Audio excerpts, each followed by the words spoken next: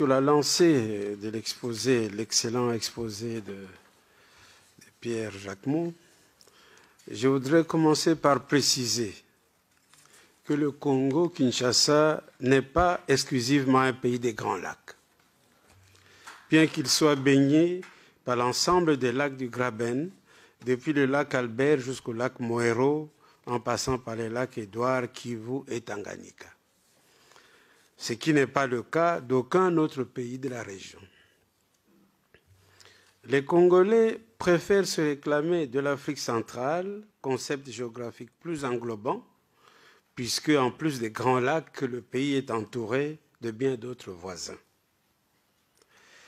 Pourtant, on pourra objecter que c'est le Zaïre de Mobutu qui avait en son temps été l'initiateur de la création en 1976 de la Communauté économique des pays des Grands Lacs, CEPGL, pour prôner l'intégration économique de l'ancienne Afrique belge.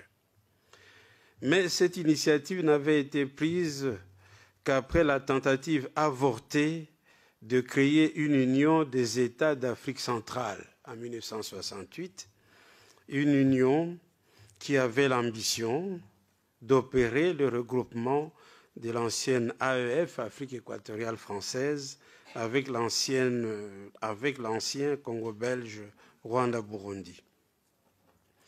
Le peu d'empressement du Congo à s'identifier comme membre de la région des Grands Lacs tient surtout à l'amalgame qui tend à l'impliquer dans le bourbier des conflits internes au Rwanda et ou au Burundi, et de là à le faire passer pour un acteur majeur de cet imbroglio.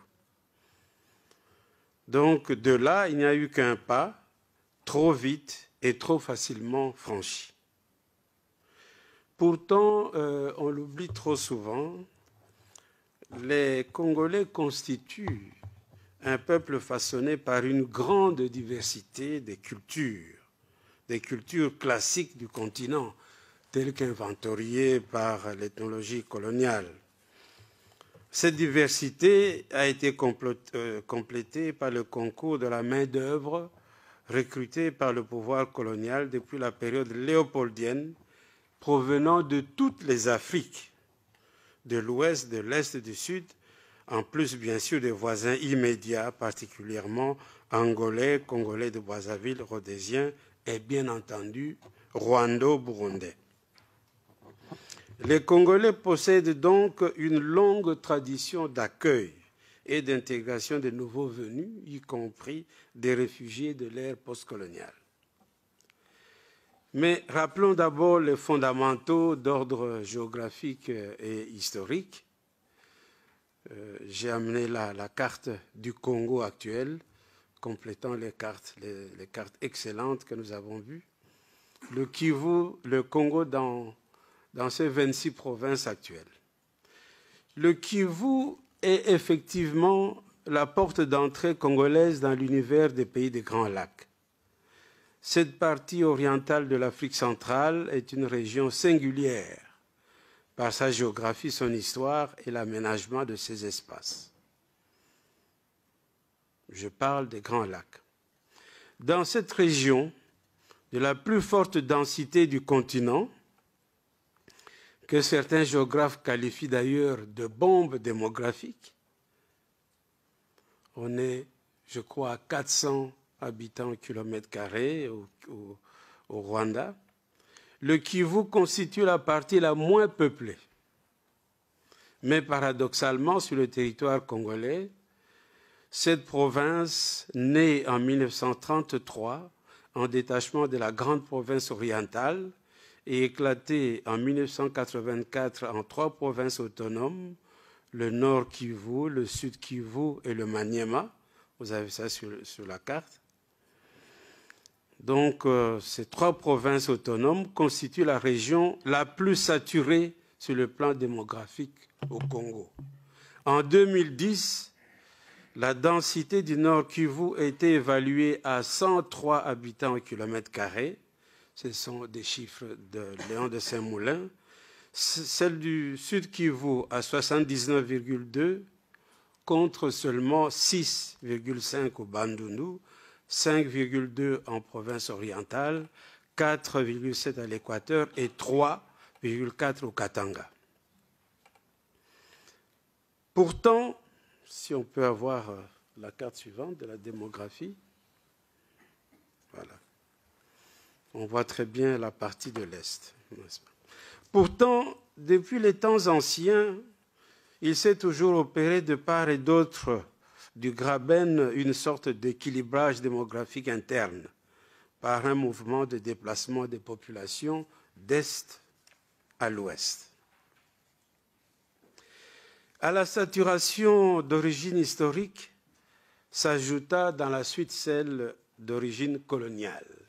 Les Belges ayant reçu en mandat de la Société des Nations les anciennes colonies allemandes du Rwanda et du Burundi, les ont utilisés abondamment comme réservoir de la main-d'œuvre pour les plantations de caféiers et de théiers au Kivu et pour les travaux de mines au Katanga. De 1937 à 1945, le Comité national du Kivu, regroupement des colons installés dans cette région agro-pastorale, avait mis en place une politique de transplantation et de sédentarisation de ces immigrés pour les mettre à l'abri des famines périodiques enregistrées au Rwanda. D'où la création de la MIB, Mission d'immigration des Banyarwanda, alors que sur la même période, la réduction des espaces disponibles ne cessait de s'accentuer par la création du parc Albert en 1925, parc Virunga actuel, qui connut des extensions en 1929 et en 1935, avant d'être rejoint plus tard par un autre parc, celui de Kaozi-Biega. Toutefois, jusqu'à la fin de la période coloniale, malgré les vagues migratoires signalées, un certain équilibre était respecté. En témoignent les péripéties de l'histoire de la colonisation. La Belgique, acculée à gérer les urgences d'une décolonisation accélérée, n'avait pas jugé utile d'aligner la question des immigrés rwando-burundais dans ses priorités. De plus, les rapports de bon voisinage qui prévalaient entre colonisés de l'ancienne Afrique belge justifièrent des concertations organisées la veille des indépendances entre les nationalistes congolais, rwandais et burundais.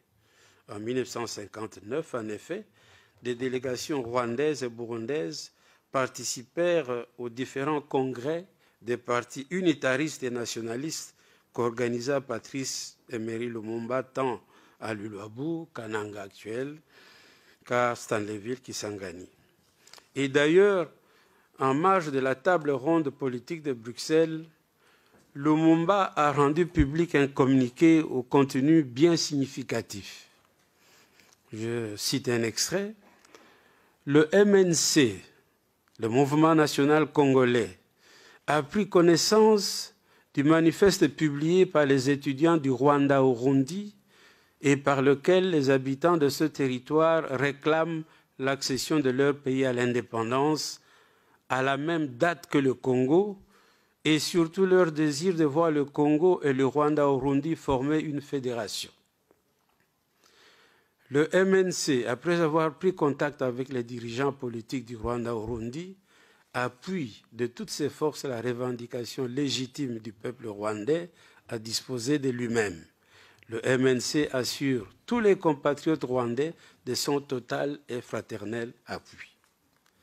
Donc, entente parfaite. Mais cette mutualisation des combats politiques n'a pu aboutir à une indépendance commune du Congo, Rwanda, Burundi.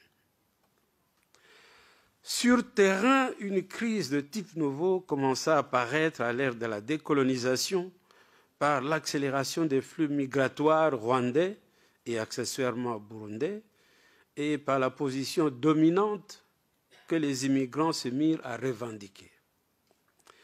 Au Rwanda, comme on le sait tous, le point de départ avait été les événements de la Toussaint 1959 qui avaient abouti à l'abolition de la féodalité et à l'élimination de la royauté. Le Parmehutu de Grégoire Kayibanda, le futur président de la République, à la base de ces révolutions, inaugura de la sorte l'exil massif des Tutsis vers le Congo, mais aussi vers l'Ouganda et le Burundi. Les contre-attaques que ces derniers organisèrent en 1961, puis en 1963, mais qui échouèrent, ne réussirent qu'à accentuer ce mouvement d'exil vers le Congo, mais aussi vers les autres pays du voisinage.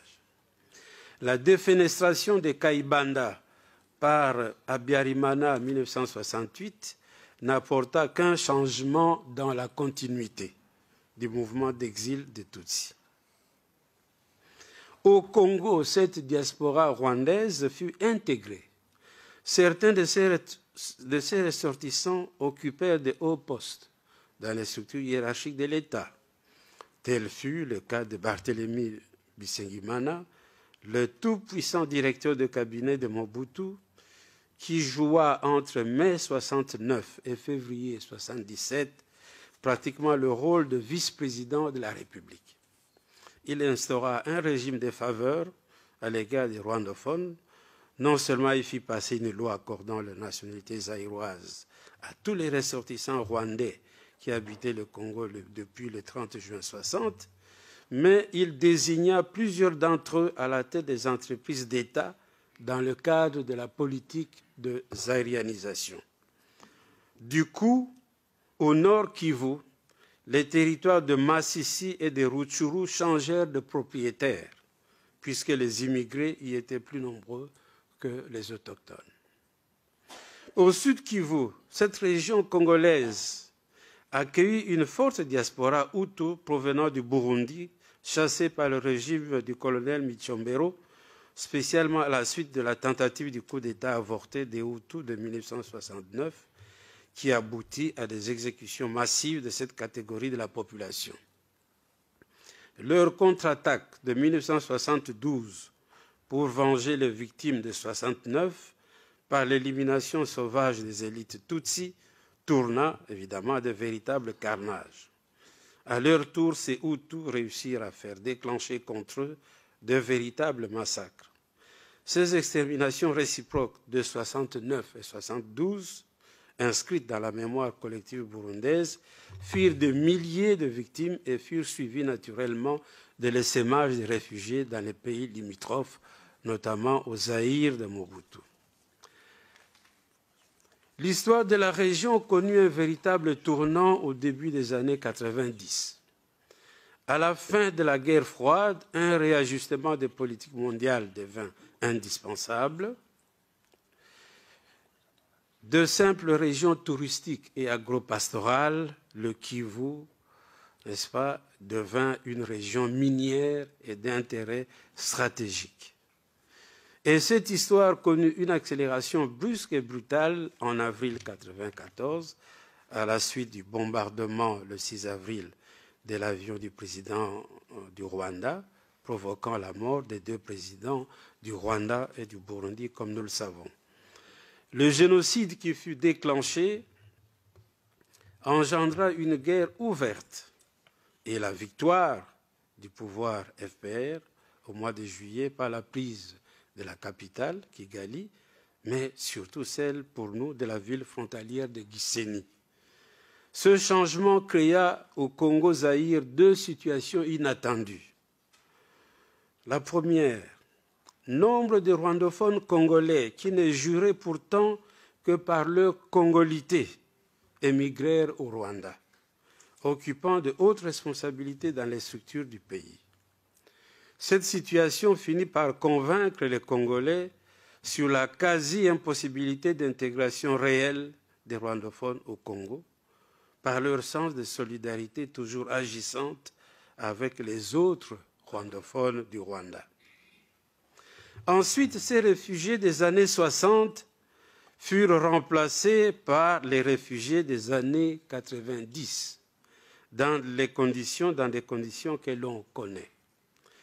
Leur poursuite sur le territoire congolais pour être définitivement anéantie se réalisa sous le parapluie de la guerre de libération de Laurent Désiré Kabila. La guerre rwando-rwandaise s'est donc poursuivie dans les camps des réfugiés avant de s'étendre dans les forêts congolaises jusqu'à atteindre, il faut le dire, le Congo-Brazzaville. Après la brouille de la coalition victorieuse rwando-ougandaise avec leur partenaire congolais, Laurent Désiré Kabila, devenu chef de l'État le 17 mai 1997, cette coalition attaqua les forces congolaises et initia des rébellions internes. Ce nouveau cycle de guerre et son cortège de rébellions provoqua donc une sorte de guerre généralisée, ce qu'on a appelé la guerre mondiale africaine, par l'intervention du Zimbabwe, de la Namibie, du Tchad et de l'Angola aux côtés des forces congolaises. Il s'agit ici, n'est-ce pas, d'une guerre qui a provoqué énormément de crimes, n'est-ce pas? Plusieurs massacres ont été opérés, notamment le massacre des militaires congolais désarmés à Kavumu, à Bukavu, l'organisation d'une opération aéroportée pour prendre à revers Kinshasa à partir du Bas-Congo, en procédant à la coupure d'électricité d'Inga alimentant la ville de Kinshasa et les usines du Bas-Congo, sans parler des catastrophes environnementales, sanitaires, comme la destruction de la faune du parc de Virunga, la multiplication des viols crapuleux et l'utilisation des corps féminins comme terrain de guerre. En plus, bien sûr, de l'inféodation de la gouvernance du Congo à des oligarchies rwandaises. Cette sorte de guerre de 30 ans qui déchire l'Est du Congo depuis un peu plus de 2 décennies sert en réalité d'alibi au pillage, comme ça a été démontré, au pillage des ressources naturelles du sol et du sous-sol, une partie du revenu de ce pillage servant à financer la guerre, si indispensable pour assurer le maintien de ces activités mafieuses. Ce cercle vicieux repose sur la tradition de faire du Congo, à cause de sa massivité, le bouc émissaire de tous les fléaux qui déchirent cette région. À titre d'illustration, évoquons ici 4 principales contre-vérités, n'est-ce pas, qui pèsent sur le Congo et ses habitants. Première contre-vérité, les Congolais seraient complices du génocide Hutu. Et plutôt, les Congolais seraient complices des génocidaires Hutus.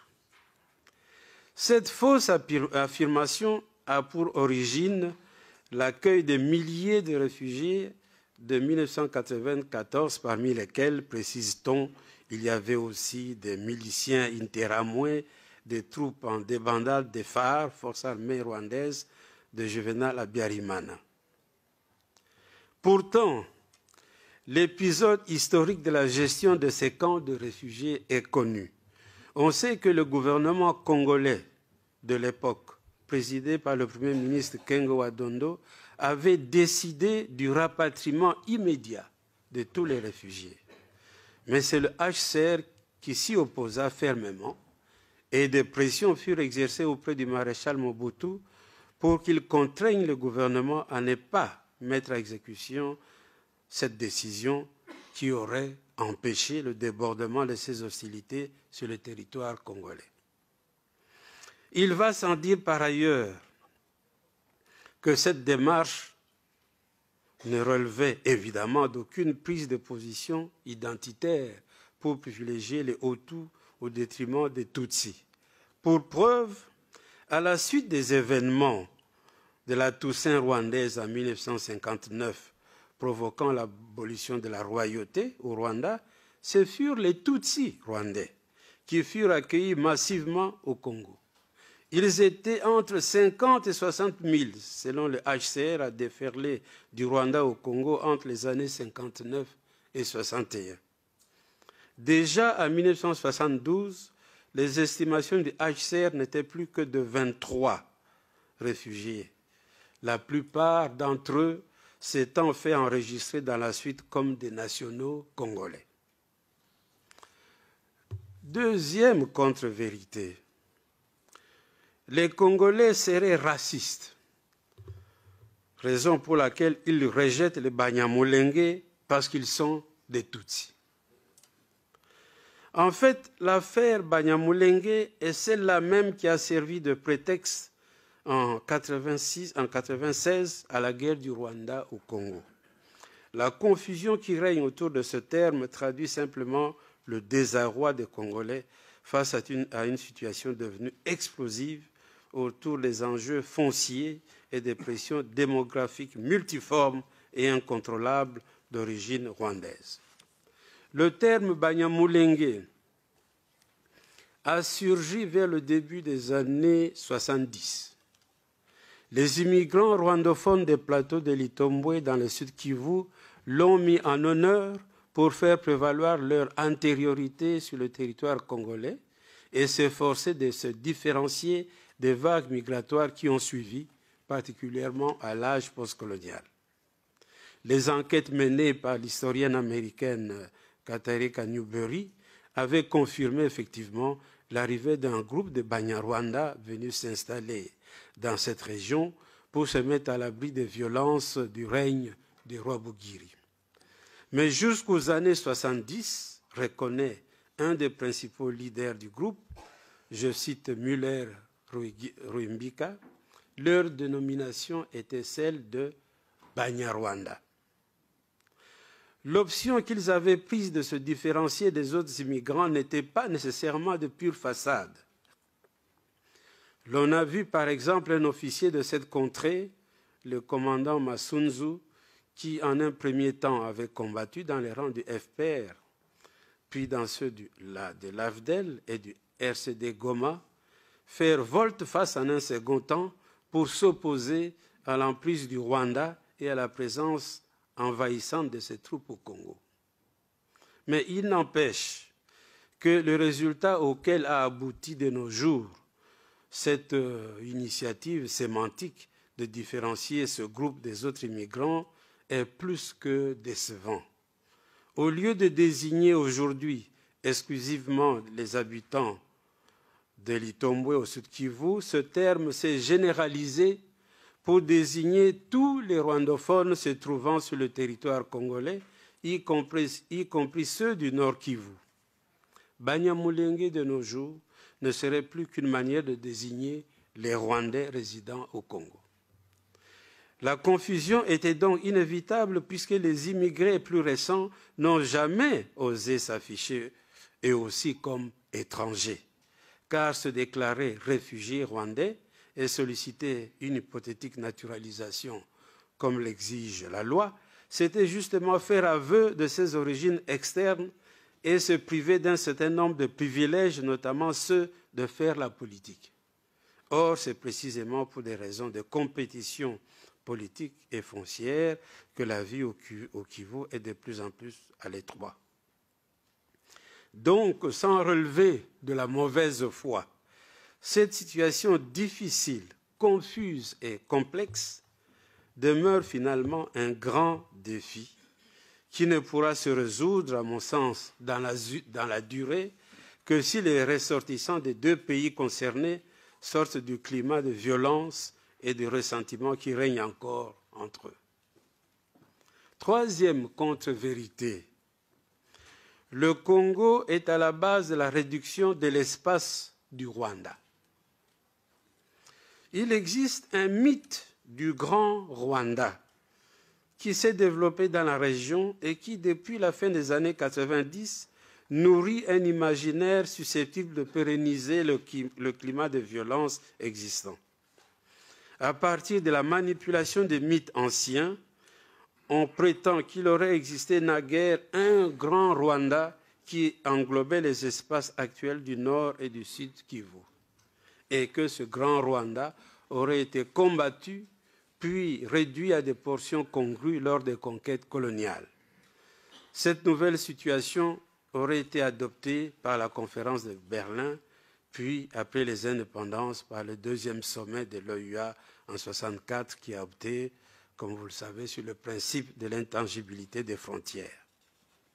On comprend alors que cette soi-disant reconstitution du passé puisse alimenter des velléités hégémoniques du présent, en vue de l'accaparement éventuel d'une partie des terres congolaises. Le propos du 10 octobre 1996 à Tchangungu du président Pasteur Bizimungu a eu le mérite de révéler carte géographique à l'appui l'ampleur de cet imaginaire et la portée exacte de cette ambition. Je cite un extrait, il avait dit « Je voudrais dire aux Banyamulenge qu'ils doivent faire la leçon à ceux-là qui les pourchassent et leur apprendre le savoir-vivre. Ce sont eux, les Banyamulenge, qui devraient donner un ultimatum de s'en aller à ces lucifères qui veulent les exterminer dans leur pays. Je voudrais dire à tous les Rwandais éparpillés, ici et là à l'étranger, qu'avant l'arrivée des Blancs, le Rwanda avait à peu près 600 ans d'existence. Il s'étendait des lacs Rweru et Tchouroa, franchissant la chaîne des volcans jusqu'au lac Rukanzige, lac Édouard actuel. Il s'étendait aussi de la Rusumo jusqu'aux frontières de Burundi et nous vivions en bonne intelligence avec les Baoundés. Même la région appelée Bishugi, considérée aujourd'hui comme berceau de Banyamulenge, tous les habitants de ces contrées étaient des Rwandais. Si nos combattants sont actuellement au Zaïre, ils y sont donc chez eux. Point, donc fin des citations. Même si ce discours ne s'énonce plus aussi ouvertement, il convient de fixer les idées sur les questions soulevées. Sur l'étendue du royaume ancien, des historiens de métier s'accordent à affirmer exactement le contraire. À l'arrivée des premiers Blancs, ce royaume du Rwanda n'avait pas encore atteint les dimensions qui étaient les siennes à l'ère coloniale. Au XIXe siècle, il n'occupait que sa région centrale, mais était en voie de conquérir la partie septentrionale du pays qui était encore gouvernée par des roitelets Hutus indépendants de la cour du Mwami. De plus, ce royaume du Rwanda serait de création bien plus récente qu'on ne l'a pensé. Sa fondation, d'après Vansina, ne daterait que du milieu ou de la fin du XVIIe siècle. De même, en ce qui concerne la frontière rwando-congolaise, si on peut passer la carte suivante, la situation ne souffre d'aucune ambiguïté. S'il faut revenir à la première carte de la région du 1er août 1885, c'est le Congo qui a des terres à récupérer au Rwanda et non le contraire. Car sur cette carte initiale, si vous pouvez bien regarder ce coin-là, sur cette carte initiale, la partie occidentale du Rwanda était congolaise. C'est l'expédition du comte allemand von Gotzen faisant la découverte du lac Kivu en 1884 qui permit la réouverture des négociations qui aboutirent à la signature de la convention du 11 août 1910 avec l'Allemagne, fixant la frontière actuelle avec le Rwanda et le Burundi. Par cette convention, qui adopta un nouveau tracé allant du mont Sabinyo au Tanganyika, le Congo perdit une partie de ses terres au profit du Rwanda-Burundi. L'instrumentalisation de l'histoire des conquêtes rwandaises au XIXe siècle est également une accumulation de malentendus et même d'erreurs. L'allusion concerne toujours le règne de Kigeri IV Rwabugili, un roi, le roi qui était en place entre 1867 et 1895.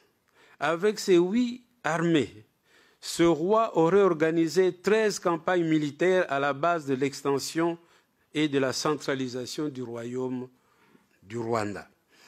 Mais certaines de ces campagnes furent de simples expéditions de razzia pour s'emparer de l'ivoire, comme dans les forêts du pays de Tembo, sans être suivies d'une annexion effective. De même, Toutes ces campagnes ne furent pas toujours couronnées de succès, comme dans le sud contre le Burundi ou encore contre le Bushi, le pays des Bashi, à l'ouest. C'est d'ailleurs au cours de la dernière de ces campagnes contre les Bashi que ce roi tomba malade. Il trouva la mort en cours de route dans la barque qui le ramenait au Rwanda, sans avoir jamais étendu son pouvoir sur le Kivu. On était en septembre 1895, 10 ans après la conférence de Berlin.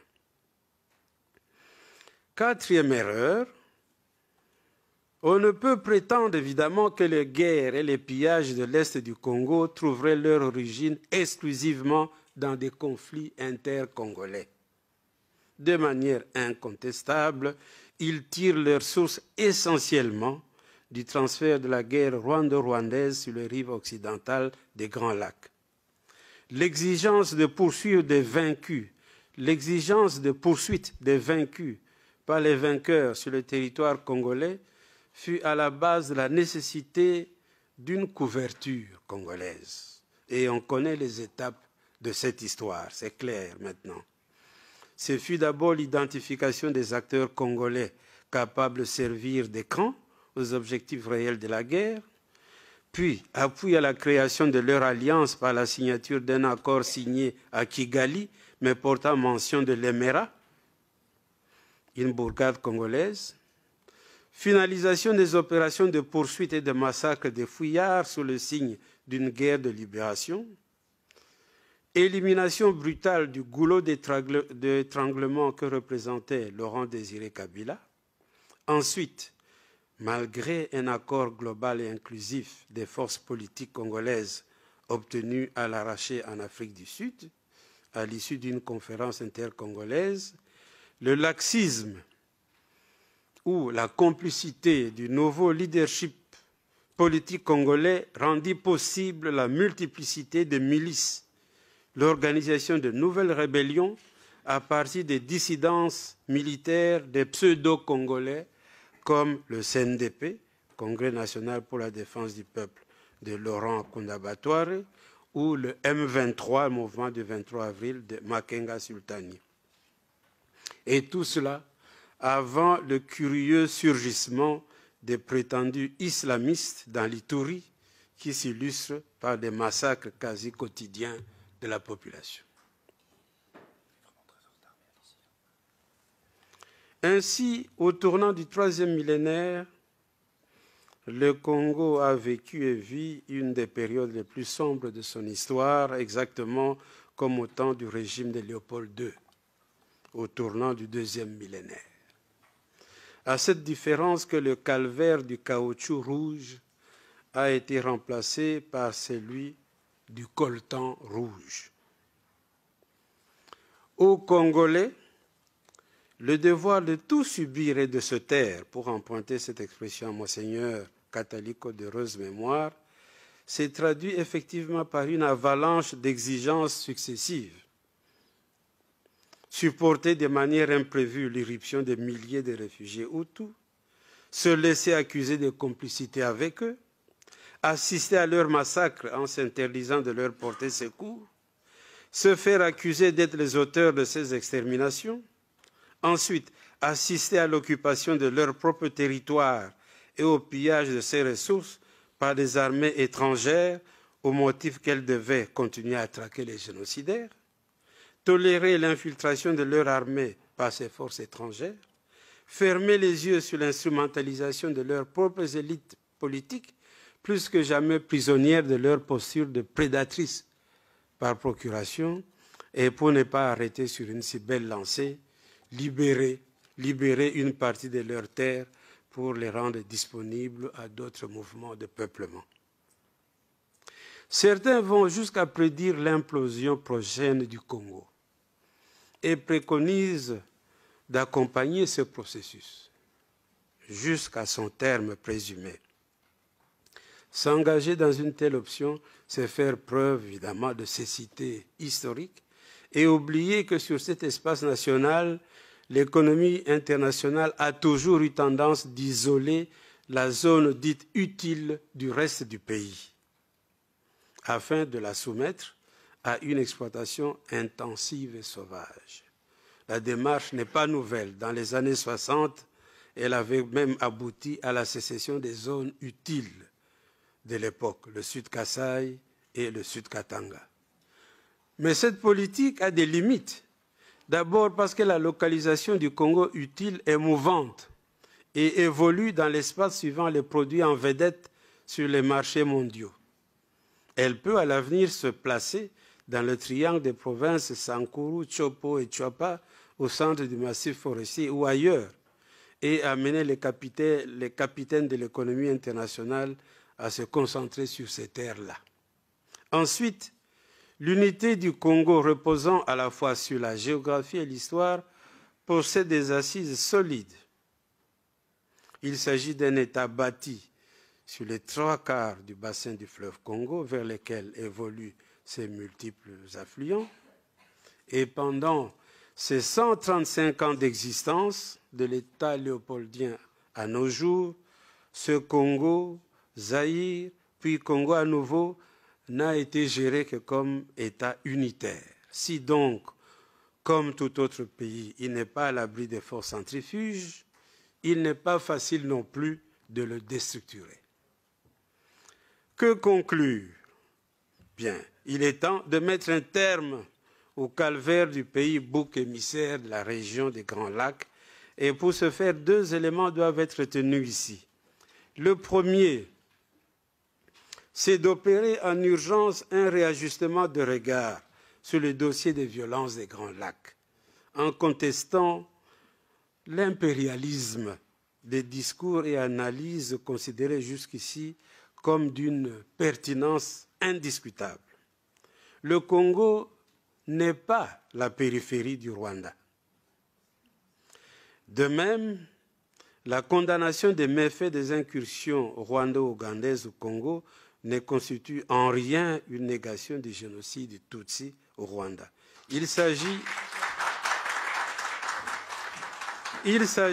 de 2 histoires différentes, mais successives, l'une étant une excroissance de l'autre.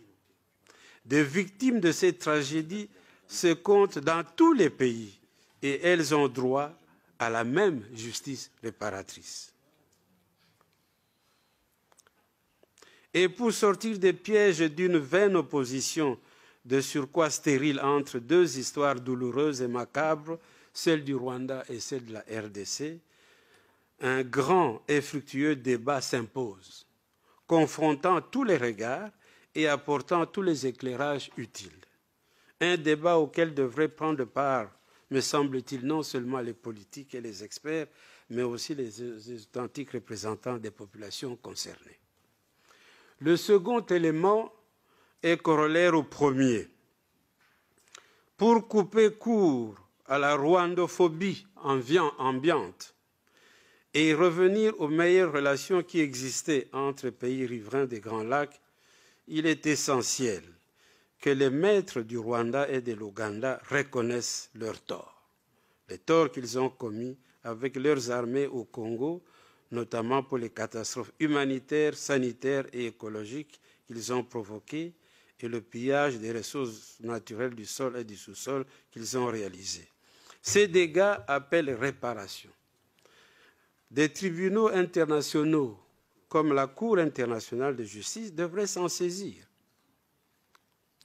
Une évaluation sommaire des méfaits commis uniquement par l'Ouganda, en comptabilisant les dommages à la faune, à la flore, aux personnes, aux services publics, en plus de ceux d'ordre macroéconomique, ainsi que les pillages et l'exploitation illégale des minerais, a abouti à une facture de plus de 16 milliards de dollars. Qu'en sera-t-il du Rwanda, dont l'occupation a été plus longue sur les espaces plus larges, avec des méfaits plus importants? Faire l'impasse sur ces crimes odieux, tout à l'heure Mukwege parlait de 617, et s'engager de manière précipitée dans un prétendu processus d'intégration régionale, de surcroît décrété d'en haut, ne serait qu'une manière d'accumuler des frustrations des populations, au profit des agendas cachés qui ne viseraient nullement leurs intérêts. La justice est donc non seulement indispensable, mais elle est aussi incontournable pour ouvrir la voie à une véritable paix dans la région. C'est dans un tel contexte que pourrait être inventé dans la région des Grands Lacs un nouveau vécu régional sans mettre pour autant en cause les frontières qui existent. Je vous remercie.